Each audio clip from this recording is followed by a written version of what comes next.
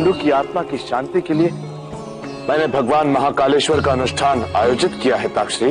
उत्तम, मैं भी यही सुझाव देने वाला था। किंतु पांडु जैसे धर्म ज्ञाता की आत्मा अशांत क्यों होगी ताक्षरी?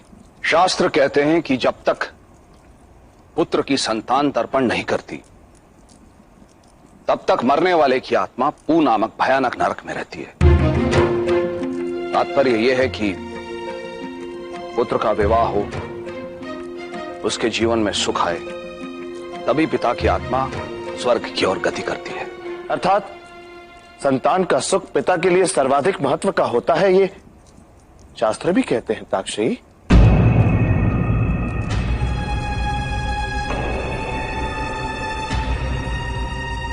राष्ट्र की प्रजा भी राजा के लिए संतान रूप ही होती है महाराज। प्रजा का सुख भी राजा के लिए महत्व का होता है। बातें मत बनाओ विदुर।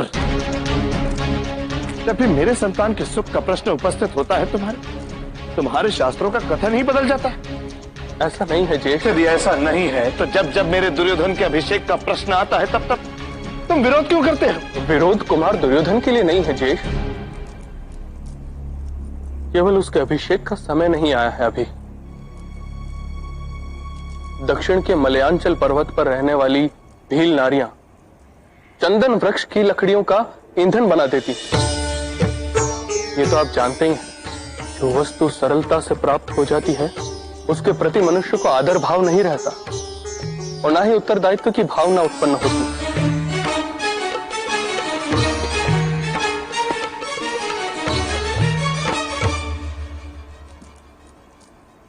अभी अभी मथुरा के राजा कंस का वध उसी के भांजे के हाथों हुआ है।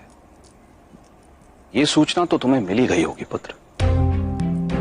प्रजा के हृदय में जिस राजा के लिए आदर और प्रेम ना हो वो अधिक समय तक राज नहीं कर सकता। एक अयोग्य राजा बनकर भविष्य में दुर्योधन की ऐसी गति हो, क्या ये इच्छा है तुम्हारी पुत्र? तो योग्यता की ऐसी कोई परीक्षा निश्चित कीजिए आप ताक्षरी। उससे पहले राजकुमारों के लिए एक गुरु निश्चित करना आवश्यक है। राजकुमार गुरुकुल में जाकर शिक्षा ग्रहण करें और योग्यता अर्जित करें। इससे पहले क्या परीक्षा हो सकती है पुत्र?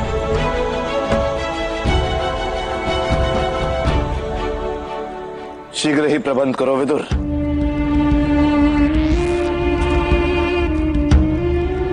पर शिक्षा सत्र पूर्ण होते ही दुर्योधन का युवराज्य अभिषेक होना आवश्यक है विदुर, आवश्यक है। शिक्षा सत्र पूर्ण होने के पश्चात जो भी राजकुमार योग्य होगा उसी को युवराज नियुक्त किया जाएगा। ये मेरा वचन है पुत्र। किंतु ये निर्णय तुम्हें राजा बन के करना होगा, पिता बनकर नहीं।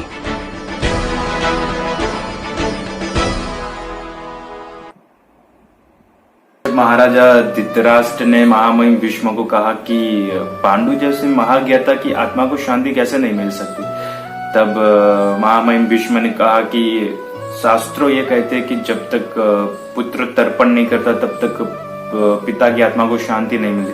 यानी कि जब तक पिता अपने पुत्र के जीवन में सुख नहीं देखते तब तक पिता की आत्मा को शांति नहीं मिलती।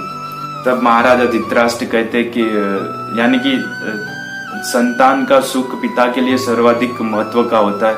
ये शास्त्रों भी कहते हैं पितामह।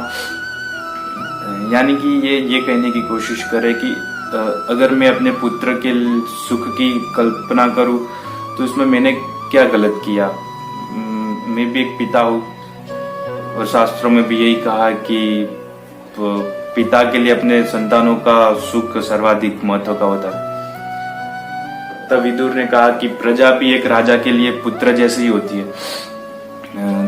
तब महाराजा धृतराष्ट्र गुस्से हो गए और उन्होंने कहा कि जब मेरे पुत्र की बात आती है तब आप उसका विरोध क्यों करते?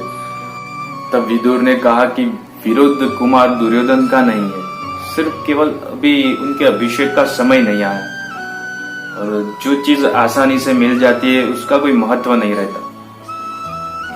उन्होंने एक एग्जाम्पल दिया, बहुत बढ़िया दिया, मुझे बहुत अच्छा लगा वो एग्जाम्पल जो विदुर ने दिया, वो कि दक्षिण में मलयांचल पर्वत पर रहने वाली भील नारियां चंदन वृक्ष की लकड़ियों का ईंधन बना लेती, यानी कि जो चीज आसानी से मिल जाती उसका कोई महत्व नहीं रहता।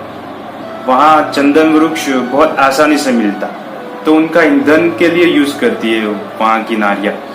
और हम सब जानते हैं कि चंदन वृक्ष कितना कॉस्टली है, उसकी कीमत कितनी है। बस यही कहना चाहते हैं महामंत्री विदुर की जो चीज आसानी से मिल जाए उसका कोई महत्व नहीं रहता। जय श्री राम।